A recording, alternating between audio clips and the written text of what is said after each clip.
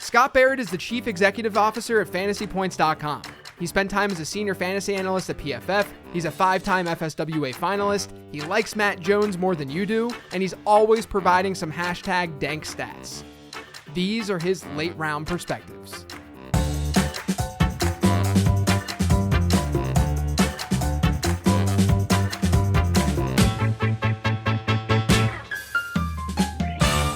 I realized that you have different insight on me compared to other Perspectives guests. Oh, we got to talk about that. Yeah, compared to other Perspectives guests that have been on. So you wrote under me at Numberfire for, I don't know, how long were you at Numberfire for? 2 years-ish? 3 years maybe?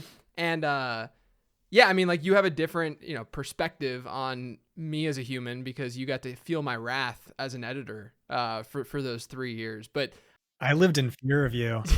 Yeah. You were such a sweetheart, but I was such a delicate little flower and my fragile ego. I mean, I was in my mid-20s at that point, right? Like this is a pretty long time ago. And so like I still hadn't fully like developed into, the analyst that I am and wanted to be and all of that. And I was kind of like learning as I went, with the editing side of things and with the management side of things. And so I think it really helped me become a better writer and analyst, like through working with all of you guys. Cause I mean, it was you, there was Graham Barfield, there was Chris Raybon, and obviously Jim Sonis, Brandon Gadula, who are still with FanDuel, but there's so many really, really good writers and analysts that were at Numberfire at one point in time. And it definitely pushed me to at least be better.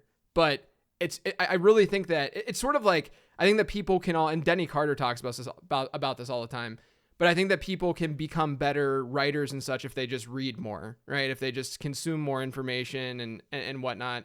And I felt that way to a degree with the analysis, is that when I'm breaking down someone else's work and trying to help them get better, that's just naturally going to make my stuff hopefully a little bit better too. But I remember distinctly with you, where we were going back and forth on some, I mean, you were doing some like baseball stuff for Numberfire too at one point. Yeah. I started off as a baseball guy. Yeah. But then you wrote an article on Frank Gore and it was the turning point. It was the turning point for you. What exactly went down there? You probably have better recollection than I do. Yeah, I think about this all the time. So like I was legitimately one of your worst writers. That's not true. To be fair, that's not true. There were some. Okay, that's fair. There were some folks but like in comparison to like a Graham Barfield, where like just for him it clicked and he got it from the start.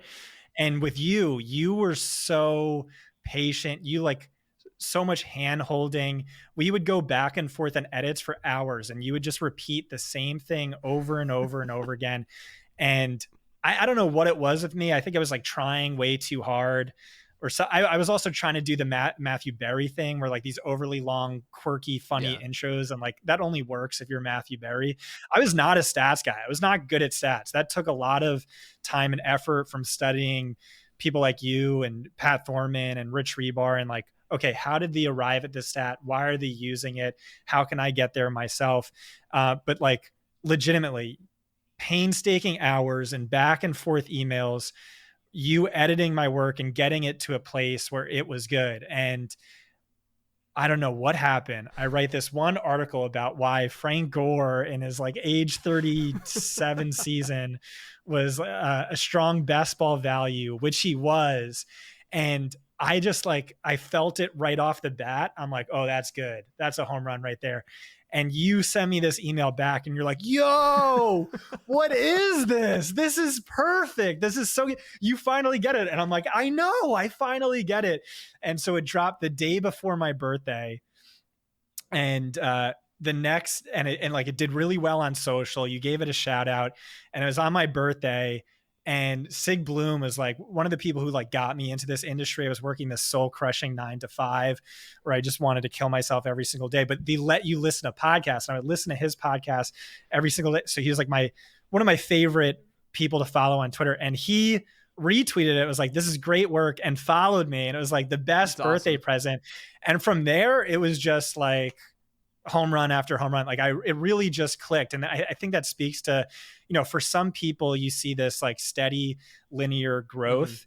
And then for me, it was just like stagnancy, Yeah. sub mediocrity, and then just something clicks. And then from there, I just, I don't know, within like 2 years amassed 40,000 followers, got a full-time offer. But you were there and it wouldn't have been possible without you, because I did learn so much from you. You did spend all that time and effort. And like, you have such an impressive coaching tree now, like, the Shanahan coaching tree. You have all these JJ Zachariason disciples. Yeah. It's funny that you bring up Bloom, because he's someone for me, and I mentioned this even, maybe I didn't mention it when he was on, because he was the first guest of Late Round Perspectives, but he was someone for me who I would always think about when I was writing content. I still have that Bloom voice in the back of my head when I'm doing content, because I think what's really important in this space, in what we're doing, is we're really looking at both sides of an argument, and we're saying which side has more validity to it. I'm going to present sort of both sides to it, but explain why this one side is a little bit better than the other. And so basically, Bloom, I know, especially back then, would always come at you in a friendly, it wasn't this like hostile discussion, on Twitter or anything, but he would read your content, and he would come to you. It was like his lawyer background, that he had from his previous life. And he would come at you, and he would really argue that other side and play devil's advocate. And I wanted to get in front of that with everything that I created. And I still try to do that, right? I still try to talk through these rebuttals that people might, throw your way if they're reading what you're doing or consuming what you're doing. And then it always annoys me during the times where I'm not able to do that, because it's, I'm natural, I'm human. I'm not always going to be able to capture all of that. But yeah, it's great that like there's always these like full circle moments. And that's awesome that I was at least, a part of your journey and your ride within this space. Cause you go on, do stuff for PFF. Now you guys are doing awesome stuff over at Fantasy Points.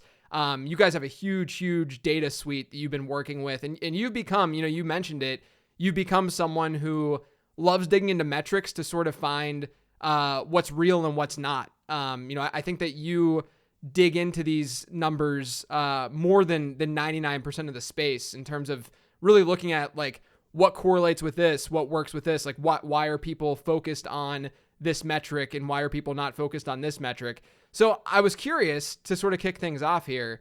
If you could look at one metric sort of by position to focus on each week, this is a question that I get plenty. I mean, I'm sure you get plenty all the time. Which metric do I need to focus on for this position? Which metric would it be? And you can break it down by position. You could just say generally, you could just talk philosophy, what have you. But I'm just curious about how you would answer this. Yeah, well, it depends on what you're trying to do, what you want to know, what you're trying to find out. I legitimately spend like 80 hours per week doing fantasy football research, which is the sickest job in the world. And I look at everything. But I would say you could save yourself a whole lot of time and get, just about 80% of, my analysis and takeaways, just looking at two stats, which really do the bulk of the heavy lifting for me. For skill position players, I love XFP, or expected fantasy points. There's no perfect stat, there's no holy grail stat, but like that's the closest thing I've ever seen to being that. It just perfectly encapsulates player volume. And then from there, like in season, 90% of what I do is DFS, and that's huge for DFS spotting values or regression candidates. And then for matchups, I really love schedule adjusted fantasy points per game allowed, specifically the way we do it, which is a little bit more complicated and nuanced. And then we also break it down by position, and then within position, we break it down further. So it's for a running back, rushing, a schedule adjusted rushing fantasy points per game allowed, receiving fantasy points per game allowed, or within wide receivers, you could break it down to slot versus out wide, or left, right, within that out wide receiver.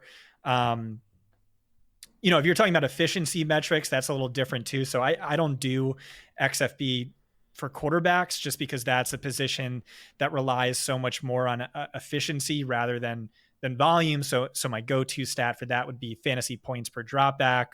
For wide receivers, yards per route run is like the GOAT stat. For tight ends, maybe route share and target share. For running backs, really XFP is massive. And then like XFP market shares, percentage of backfield, percentage of team, snap share really gets a lot across, because that's a position that we know is so heavily dependent on volume. That's the thing too. I think the overarching thing that you're saying here is that if you were to sort of categorize and generalize things into volume versus efficiency, where the focus is purely volume first and foremost, right? A lot of things you just mentioned, even yards per route run. I've had this discussion on my podcast before where I think people see yards per route run and they assume that it's an efficiency metric, but it's really still a volume driven metric to some degree, because you're to a great degree, because, in order to see yards, in order to see routes run, you need to be on the field in the first place. And so it's still, and in order to, in general, if you just look at the numerator and denominator, it's still a volume number to some degree. I know it's a little bit different than, the standard backfield share numbers or target share or what have you. Now, we live in this fantasy world where I think a lot of people misuse data and stats, and it's kind of irritating on my end if I'm being transparent about it. Like, I don't want us to be pegged as morons because there are people that are misusing certain numbers that don't matter at all. Is there a stat that you think maybe you see as overused and overstated most within the space, or is there something out there that you think that people just sort of have saturated and just talked about way too much when it doesn't matter that much? Yeah, well, it depends on who we're talking about. Like, are we talking about fellow analysts? Or are we talking about like the average player in the space? For the latter, I would definitely say it's touches. I've been on this holy crusade against touches for a number of years, like raw touches for a running back. And I think that's just such a worthless stat when you consider in a PPR league, targets are worth 2.5 times as much as a carry on average. And then, within that, like red zone carries are worth 2.7 times as much as a carry outside of the red zone. So why would you ever look at touches if you're talking about fantasy? I created a stat a number of years ago, weighted opportunity, which like appropriately encapsulates all that, but like even that is inferior and redundant to XFP. So just use XFP. For analysts, I would say the most overrated or overused or misused stat is EPA, which is really just a team stat. For running backs, that's really just a play caller stat, because like the way EPA works is like you should never be running the ball outside of the red zone. So like it really just kind of, the most efficient running backs are just the running backs with the most forward thinking play callers who, only run in the correct spots, like short down and distance, things like that. Another stat that's like really popular among analysts is targets per route run. That's a really sticky stat. But like sticky isn't as important as predictive. Like a really sticky stat is QB height. Like a quarterback comes in the league, they're probably not going to be growing any inches in height because they're over the age of 20. And just like 19 times out of 20, targets per route run is inferior to target share. So you have, people like, oh, Kadarius Toney, Wan'Dale Robinson. But like, 80% of their targets are like screens or design. Well, not that high, but screens or design targets where like they're literally only coming on the field on plays that are designed specifically for them. And then you have like, a guy with a 60% route share, but a 0.3 target per route run isn't anywhere close to a 90% route share full-time player with a 0.27 target per route run. So that's one that just kind of annoys me a little bit.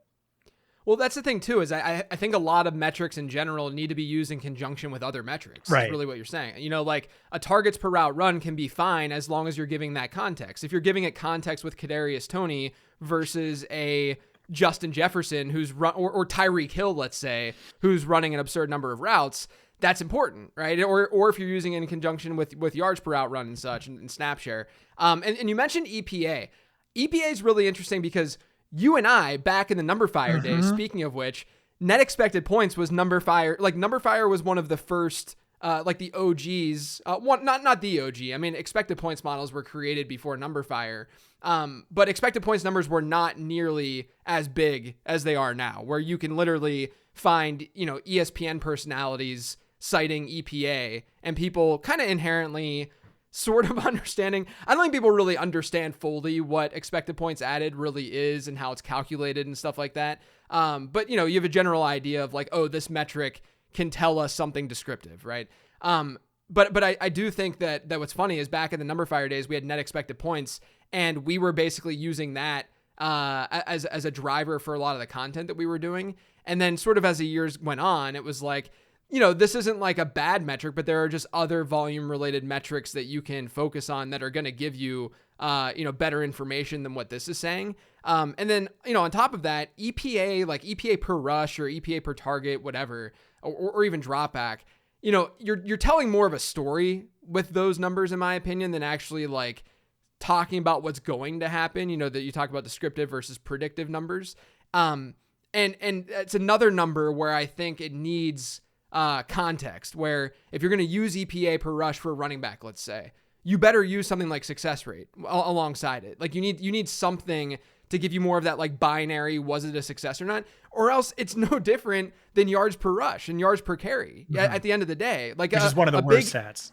Which is one of the worst stats on the planet. Yeah, I mean, if you want to talk like overused by like, we're obviously like talking about, smarter, players and analysts and stuff. But if you want to talk about like generally overused, yards per carry is probably the worst. Like, I mean, you get people coming at us or coming at analysts like after the Lions play the Packers and they're yelling because Jahmyr Gibbs had a better yards per carry than David Montgomery, without realizing like David Montgomery's facing stacked boxes so much more, and that there's just so much more context that's needed. Not only that, but there's like 8 carries that you're talking about with Jahmyr Gibbs in that sort of scenario. Do you remember the Toby Gerhart days? Yeah, oh yeah, of course I remember the Toby Gerhart days. Yeah. But yards per carry is it's just not a good metric to base your argument on. If you're there are times where I'm just going to cite a random metric to sort of tell a story and take you on a journey, about a player or about a situation. It's not going to be the crux of the argument. It should never be the crux of the argument, that one singular number. But all of these things need to work together, as you were saying. And I think that the targets per route run one is one to really, really, that's a good one to call out, because it is way more scheme and situation based than people give it credit for. And there's even been more work. I'm sure you've done some. I know that Hayden Winks has done a lot, analyzing how things like yards per route run and targets per route run differ in 11 and 12 personnel, right?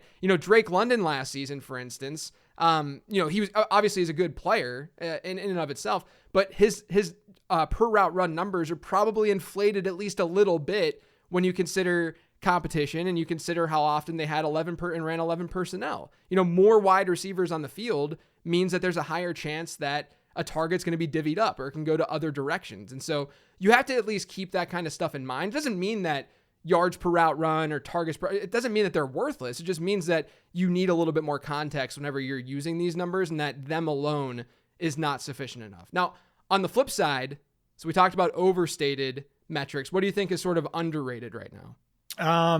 Yeah, probably all of the stats I mentioned earlier. Like, I was evangelizing for XFP back in like 2015, like made me so much money in DFS, but now kind of every or most sites have it. I still just think that's like the best stat, schedule adjusted too, specifically the way we use it and break it down. Like I said, like I spend so much time digging into that. But like you can just use those 2 stats and save yourself a lot of time. I really like one of our stats, first read targets and first read target share. That's more stable week to week than normal target share. That's another, imperfect stat, flawed stat, but like, I don't know. I just think it's really cool. And it's valuable. It captures a team's intention to get him involved, and then his ability to win on the routes where the team is specifically throwing to his area of the field. We're also probably next week, we're going to have some really cool tools that I'm really excited about, that this really has helped me a lot for DFS over the past 2 years. A coverage shells matchup tool for both quarterbacks and receivers. So you'll just see like some players are significantly better against man as opposed to zone, or vice versa, or against single high as opposed to two high coverage. Like, for instance, Jonnu Smith is currently averaging negative yards per route run against man, and against zone, he is like top 20 among all receivers. And that's the exact same thing with Michael Wilson. So Michael Wilson this week goes up against a defense that's leading the league in their rate of zone. Hollywood is like Hollywood Brown is a tremendous man beater. And so Hollywood Brown's going to be one of the highest owned players of the DFS slate, whereas everyone's overlooking Michael Wilson, who's exceedingly cheap. I like him a lot as a DFS GPP play because I'm seeing that upside in this schematic matchup that's perfectly suited to his skill set. So that's another thing that I'm pretty excited about. That's helped me make some money these last 2 years.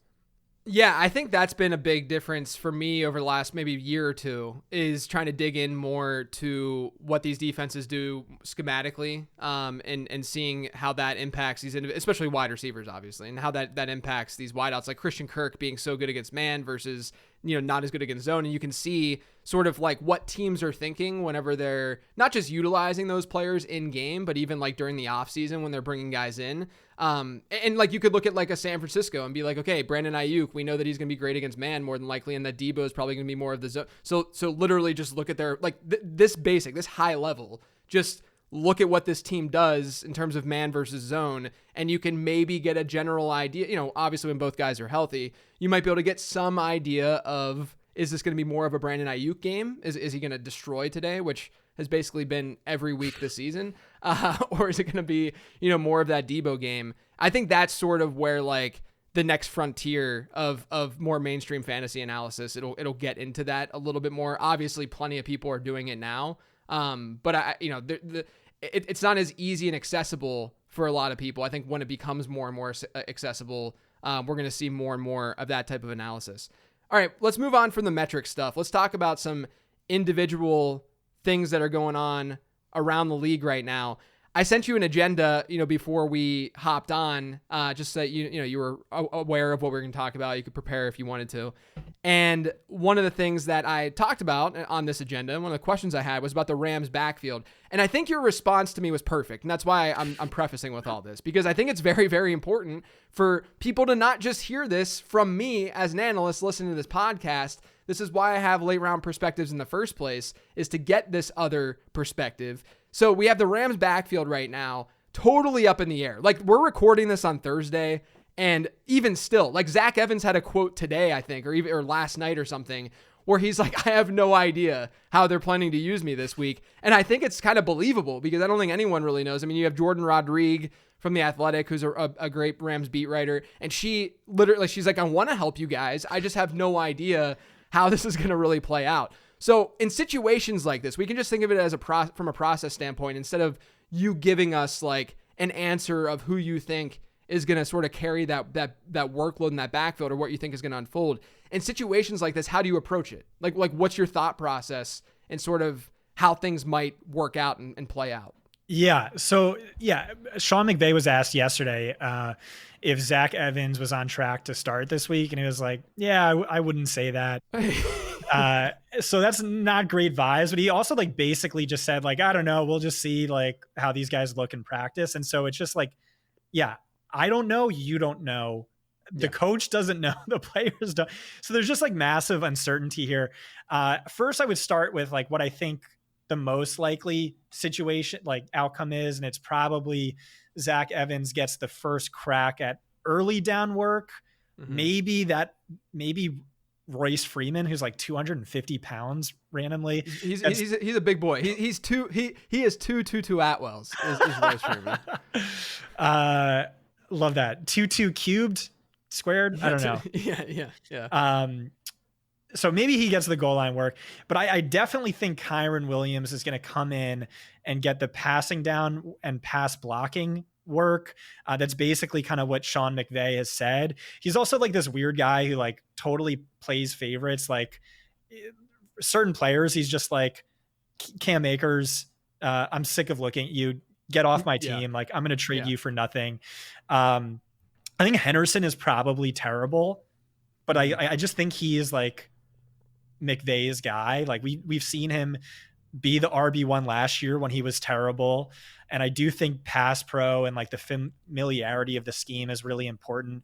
So I would just say, like, I wouldn't expect any of these players to come in and put up Kyron Williams production. I think the most likely situation is like a really gross 2 to 3 way committee backfield. If I had to guess, any one guy would, be like dominating snap share. I would say, like, as gross as it sounds, Darrell Henderson.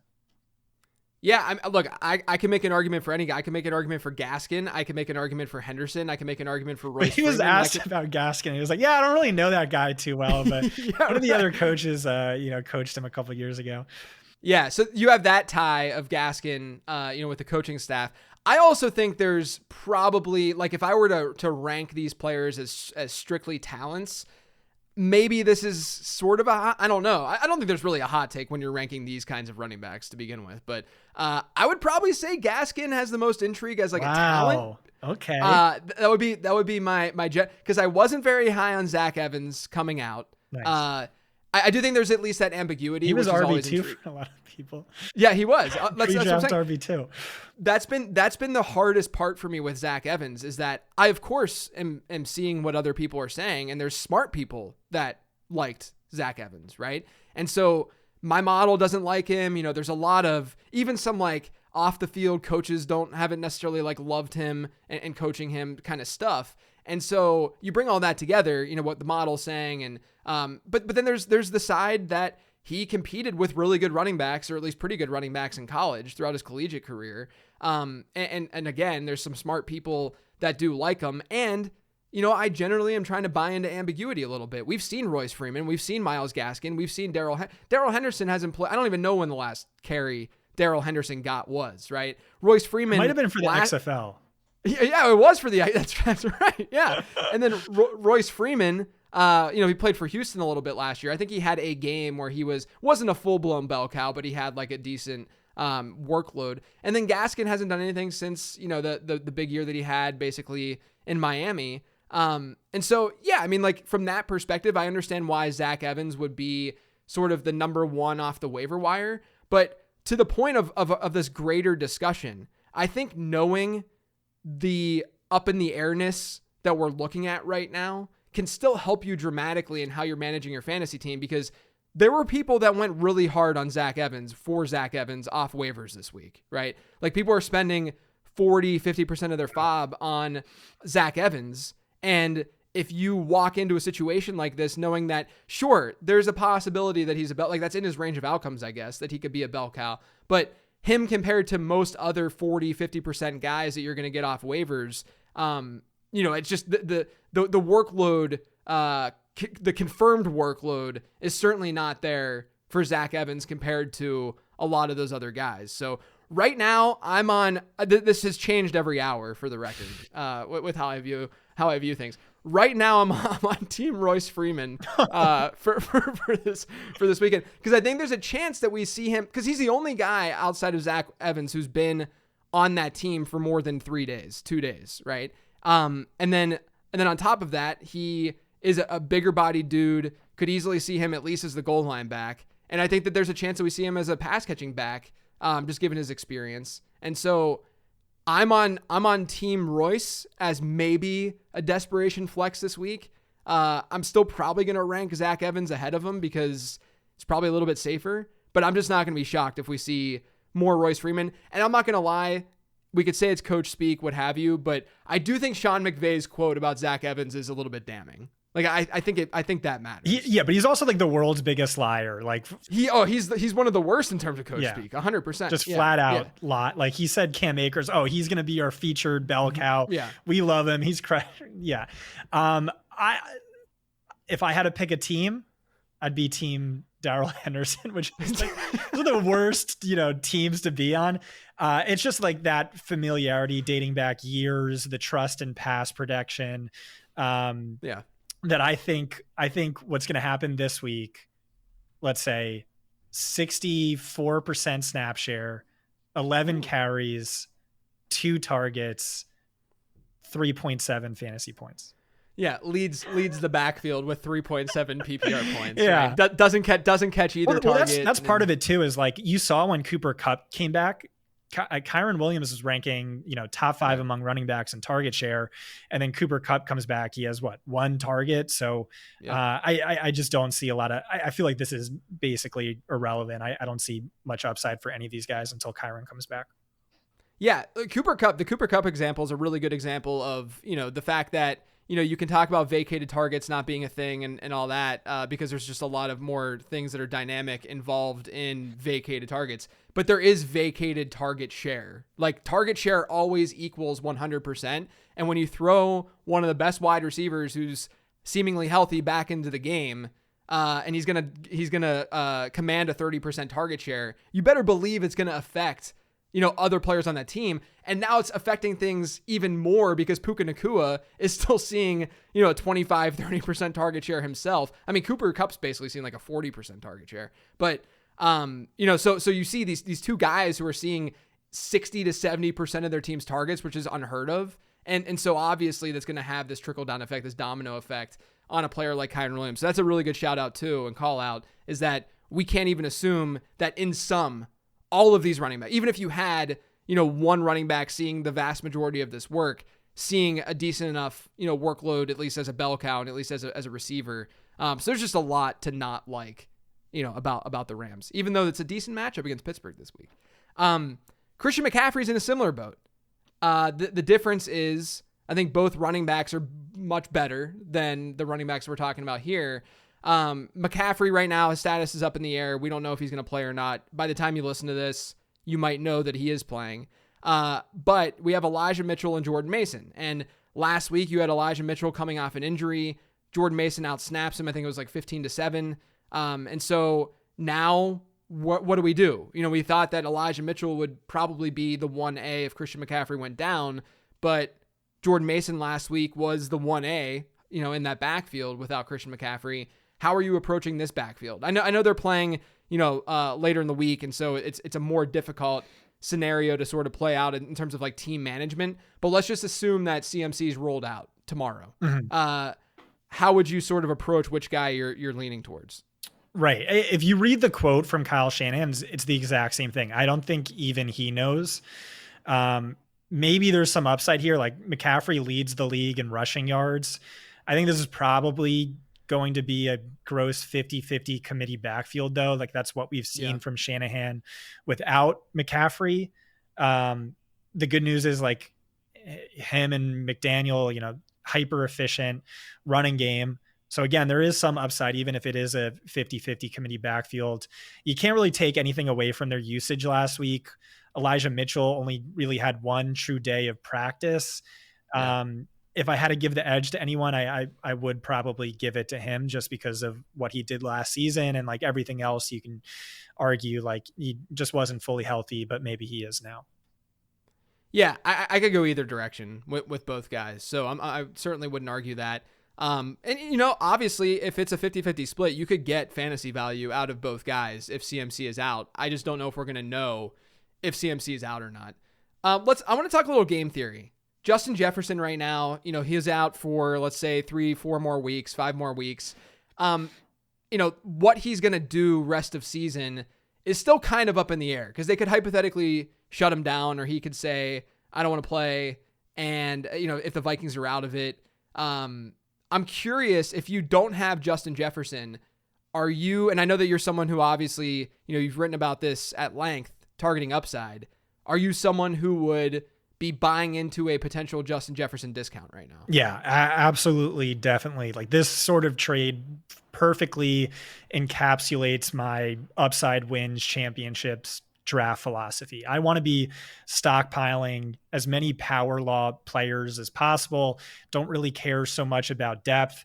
I care way more about the final 3 weeks of the season, the fantasy playoffs, rather than like any random 5 weeks across the middle of the season. And especially if my team is like near the top of the league standings, like I get the downside risk of that. Like maybe the Vikings play it safe with him or they shut him down. They don't really have anything to play for. I just think that like really gets overstated all the time. In the NFL, we just like really don't see teams outright start to tank.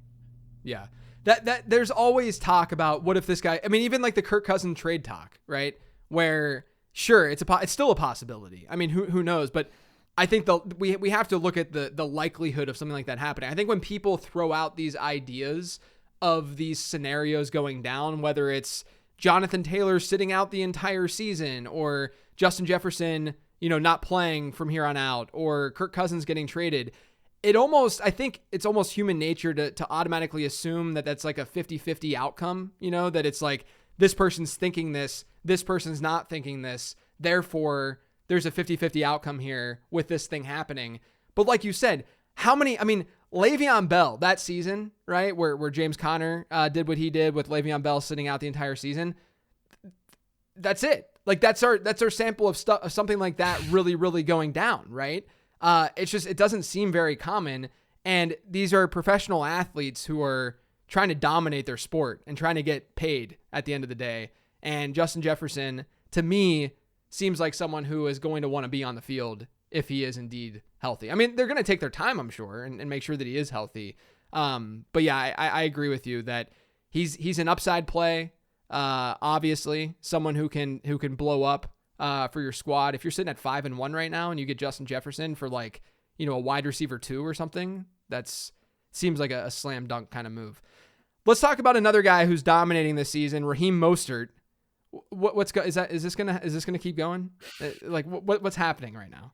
Yeah, I think it can keep going. So like I said earlier, like volume is the most important thing for fantasy running backs. And like that's super true on the whole, but there are some specific players where that just isn't the case at all. Like a Nick Chubb or Derrick Henry, where it doesn't really factor in. These guys are just awesome. And, maybe Raheem Mostert isn't amazing, but like this offense very clearly is. This offense is insane. Right now, they're averaging the most yards per carry, yards per attempt, yards per play of any offense in NFL history. We've seen insane hyper efficiency from a McDaniels backfield before, and we've seen it from Raheem Mostert, who, by the way, ranks second best all time in career yards per carry average. I know we said that's not a great stat, but still, like, you get the point. Well, no, I mean, it's fine whenever you're talking a large sample. Yeah, right. I mean, it's still okay. Yeah. And it's all within that same Mike McDaniel scheme.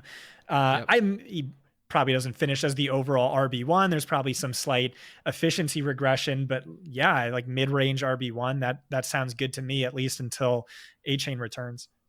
Yeah, I think that's the key for me is what's going to happen with Devon Achane whenever he comes off IR. It sounds like that's a 4-week injury, which is good. That we'll be able to see him back there. Is there any intrigue at all on your end about or surrounding Jeff Wilson, or do you think that this is a like my vibe around this right now? Jeff Wilson doesn't dress last week, and they made comments about how he was ready, but they just went with the running backs that they had. But the thing is, Chris Brooks now is going to be, he's now week to week. He was carted off in that game. And then you have Savon Ahmed there. So Jeff Wilson hypothetically is going to dress this week, right? Because they're going to dress 3 running backs. And so is there any concern on your end that Wilson, because we've seen it before, because I think we'd agree that he's probably a more reliable back than Savon Ahmed is there any concern that from Mostert's perspective that he could dig into that workload a little bit? Yeah, this is what I was arguing in my articles heading into the week. I was saying, McDaniel, we've seen a perfectly even 3-way committee backfield from him in multiple seasons. And like, that just sucks ass for fantasy.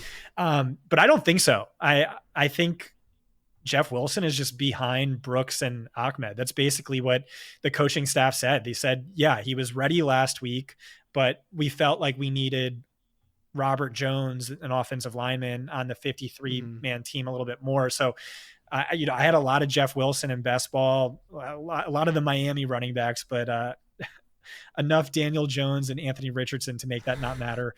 But yeah, it just seems like they're not really prioritizing him that much. You could argue like, well, they just felt like maybe give him an extra week.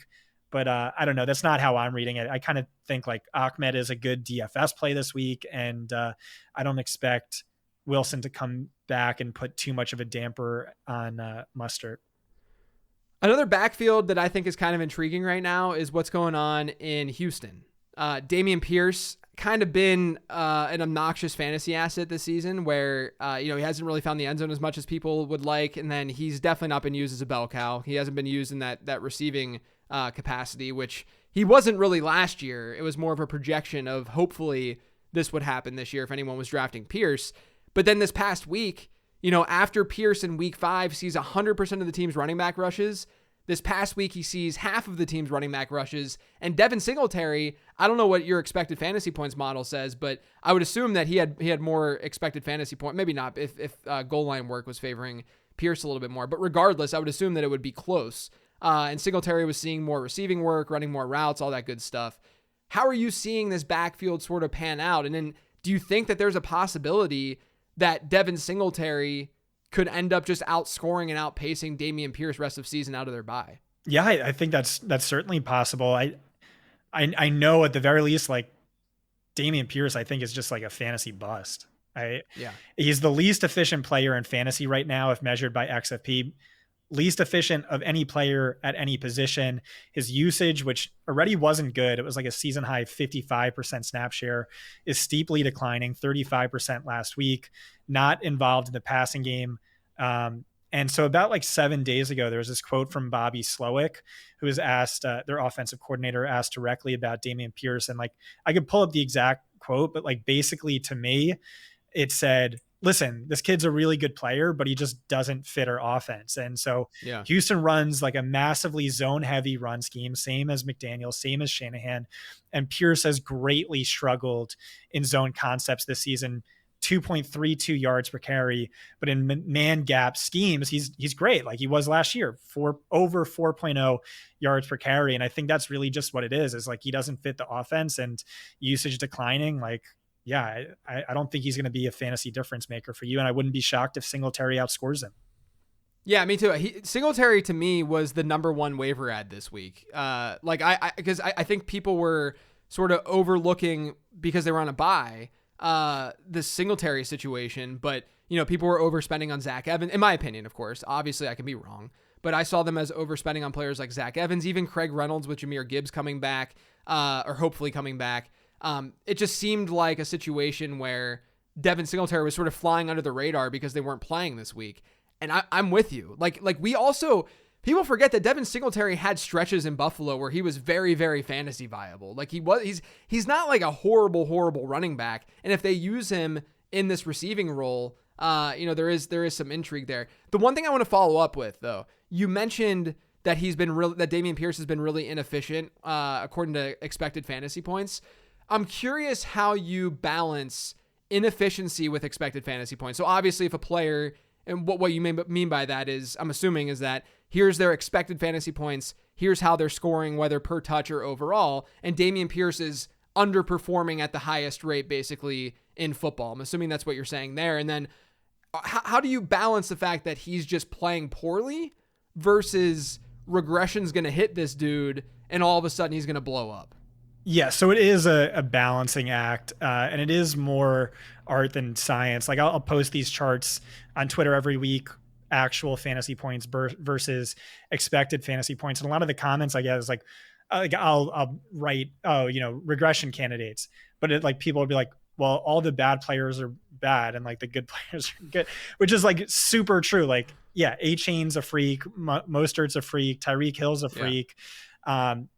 For a lot of these guys, it's just that they're that good. For another portion, it's just that, well, their efficiency is going to regress, but like maybe volume picks up to negate that to a large degree. For a player like Dameon Pierce, he's been bad. I don't think he fits the offense and usage is declining. So like easily off of him. But then you'll have players like Josh Jacobs, volume has been significantly better than it was last year. Yeah. And so to me, he's just like a massive buy low. Joe Mixon, you can make that argument. You can make that argument for Tony Pollard. And I am making those arguments for Alexander Madison. It's a little trickier because this guy clearly stinks. And like I said, heading into the offseason, he stinks. But the volume and usage has been incredible. There was a 2-week lull where they just he fell to a 50% snap share, but it was back last week. He is someone at least for DFS, I would be targeting as a regression candidate. So again, it's a case by case situation for me. Yeah, you're layering on top talent evaluation at the end of the day. Like you're still having to look at that to some degree, and if it makes sense as to why, players are doing what they're doing within expected fantasy points. Let's talk about some wide receivers. Do you have any optimism at all? Like there was a video today of Jahan Dotson being a holder now. This reminds me so much of the Antonio Gibson stuff last year, if you remember, with him playing special teams and whatnot, and people freaking out over it. But Jahan Dotson, it has not been there for him this year at all. I mean, even his target share and his usage numbers really aren't that good. He's basically been outperformed by slot guy Curtis Samuel throughout the season. Do you have any optimism with him? And then there's Treylon Burks too, who hasn't really played and hasn't really been on the field. That's been a consistent theme so far in the year and a half that he's been in the league. This might be more of a dynasty question, but do you have any sort of hope with those two guys in particular? Yeah, I think Dotson, like this is huge if you're playing in a point per successful field goal hold league. No, just kidding. Yeah, I'm not really on these guys as, expecting much better in the second half. These are two players I wasn't that high on coming out to begin with. I don't see these as like attractive offenses. In Dotson's case, yeah, he's behind Terry McLaurin, Curtis Samuel, and Logan Thomas. That's really not good. And like, that's just like, they're like power law players in fantasy football. And like, that's also true to an extent with offenses where like last year, if measured by team catchable targets, it was better to have a 15% target share with the Chargers and Vikings than it was to have a 30% target share with the Falcons or Bears. And like, that's what I see with the Titans and, maybe not as much with Washington, but there's just more target competition there. And I will just say with like Burks, like I really didn't like the prospect. I said, I comped him to Laviska Shenault when he was coming out. And I asked Jim Nagy, the director of the Senior Bowl, on my podcast, how he liked that comp. And he was like, oh, no. I thought Shenault was a vastly superior prospect. Burks wouldn't even have a day 2 grade for me. And so I ran that back to Brett Whitefield, who's like the head director of film charting for Fantasy Points data and like legitimately the smartest football mind I know. I'm like, oh, what do you think about this Laviska Shenault comp? And he was like, bro, I hate Burks. I think my comp for him is Jonnu Smith. So I just don't think this guy is good. Who knows? Maybe it's just the offense is bad. I didn't like the player, and now Tannehill's out. I don't trust Malik Willis. I think it's just bad. Yeah, I mean, I sort of viewed Burks, and this is going to play into the next question really well, as just a very volatile asset who, sure, if things sort of clicked, this is sort of how I bucket players, is that I try not to just say like, this guy's bad, this guy's good. I like to sort of look at their overall volatility profile, if you will. And that's sort of, and you can tier, that's why I tier players too, is because I want people who are reading my stuff and consuming my content to make the decision on their own if they want to embrace that volatility or if they want to go with a more stable option. Really similar situation for me this year was I had Addison as the number 2 wideout in the class, but was the Zay Flowers versus Quentin Johnston sort of debate, if you will, within the dynasty space, where both guys sort of graded similarly within my model, but it was very clear that Johnston was the one with, number 1, a better landing spot than Zay, but that's not that important. But number 2, it's very clear that his overall profile was just insanely volatile. And I mentioned that over and over again throughout the off season on my show. And right now we're seeing the low end of that volatility really hit. Do you have any hope for him? Like, how did you view him coming out? Because I know a lot of people right now are sort of holding on to hope. Maybe they haven't dropped him yet in their redraft league. Where do you sort of see things moving? Because obviously Mike Williams is out and he has that opportunity. He just hasn't captured it. Yeah, this is basically what I said in my analysis was like, he was my wide receiver 3 in this class ahead of Zay, who I thought had like a super mediocre profile. But I also just thought this was like a really bad wide receiver class. And like, me, I'm the upside wins championships guy. So like, my model and myself like also factor in, upside into the range of outcomes. So like his volatility, like didn't really bother me too much. Whereas like with Zay Flowers, I thought like best case scenario, he was going to be a poor man's Golden Tate, which I think is like the production's there for fantasy. He's like a valuable fantasy asset, but like that's basically what we're seeing from him. He's not really beating cornerbacks one-on-one. He's just getting a lot of design targets, these screens, which are, I kind of devalue, and my model devalued. With Quentin Johnston, yeah, I said it was going to take him some time to develop. This is also like the Chargers historically slow to develop their receivers. And after Telesco drafted him, he was asked about like playing time, and he was like, yeah, we're going to take it slow with him. We're viewing Josh Palmer as our starting wide receiver 3.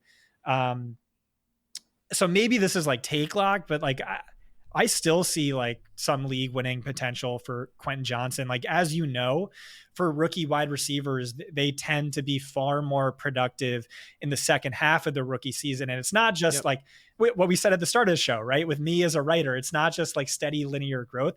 For some guys, it's just legitimately like 60% route share, 0.5 yards per route run. And then just they come off their bye in week 9, and this guy is, 70 plus catches or 70 plus yards and, a touchdown most weeks. This is a top 3 offense if you're a fantasy wide receiver. And so like probabilistically, like he's probably a wasted roster spot this year, but I like that upside. So to me, he's a hold.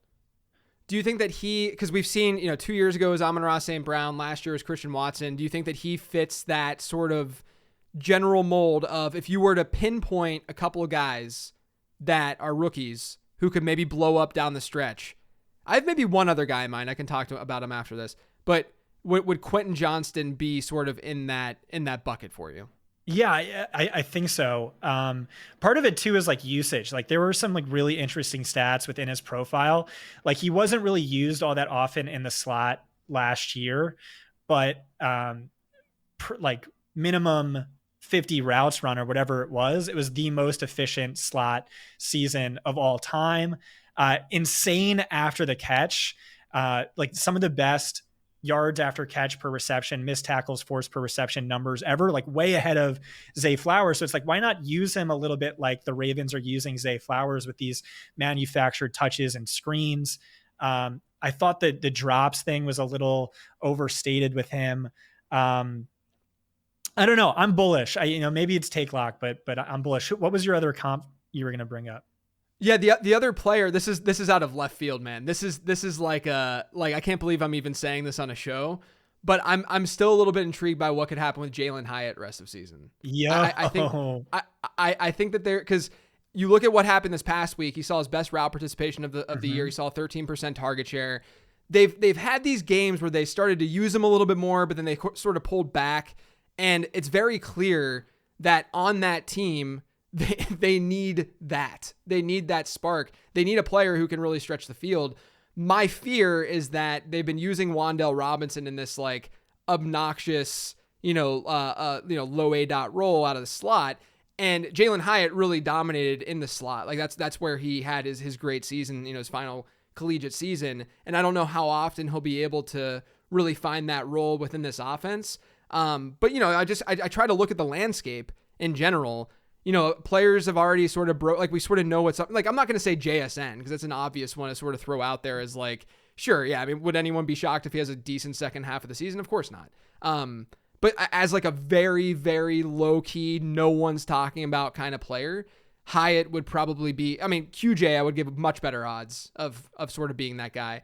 But I do think that Hyatt's at least intriguing. Like there's at least an interesting profile there. My model actually liked him. I know that like Dane Brugler really liked him too. So there's smart analysts out there that watch film that liked Hyatt despite a lot of the question marks about his profile and his analytical profile, which definitely were valid and definitely there.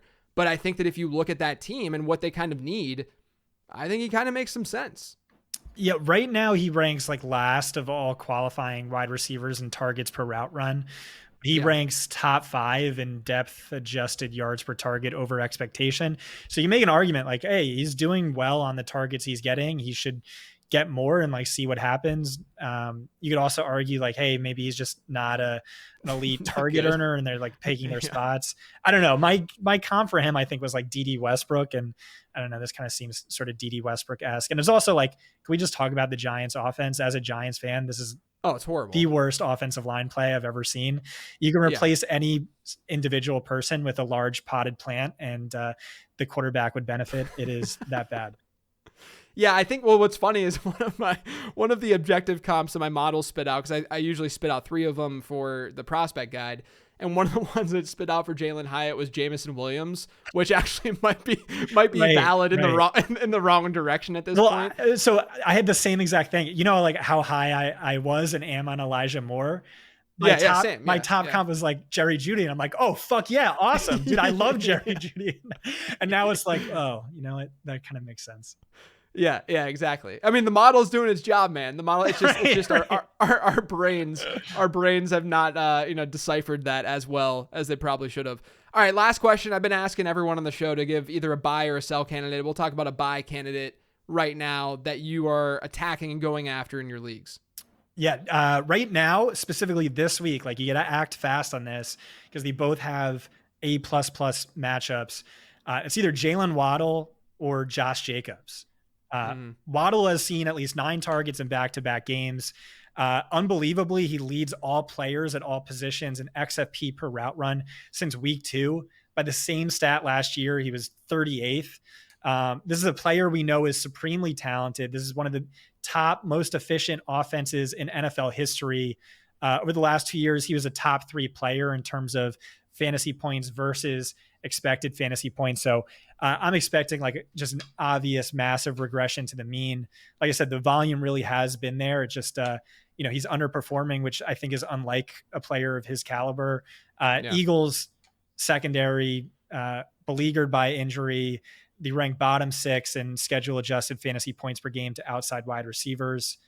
And then Josh Jacobs, like I said earlier, the usage is amazing, significantly better than it was last year. Target share jumped up from 10.6% to 17.3%. Snap share, carry share, XFP per team play, all that stuff way up. He ranks 4th in XFP per game, only 15th in fantasy points per game. Definitely going to regress probably this week with a massive game up against the Tyson Bagent-led Bears. Spread is in their favor. It's a great on paper matchup. So those are my 2. Do you have one you agree with more than the other, or one you'd like to add? I think they're both great.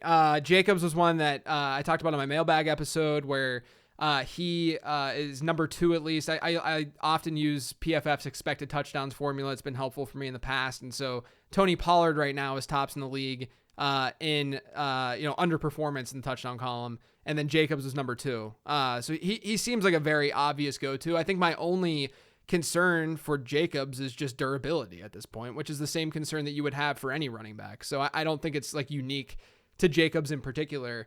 But yeah, I think those are very, very good call outs overall. Scott, man, it was great to talk to you. It was awesome to have you on. Why don't you let everyone know where they can find you? Yeah, thanks for having me. My pleasure. Scott Barrett at Scott Barrett DFB on Twitter, fantasypoints.com. We're currently running a promotion, 50% off all packages except the data suite, which is 75% off. So come try us out. I think you guys are going to love our site. I'm on Twitter at LateRoundQB as usual, and you can find all the stuff over on LateRound.com. Make sure you're subscribed to this show. This is in the Late Round Fantasy Football podcast feed. But as always, thank you for tuning in.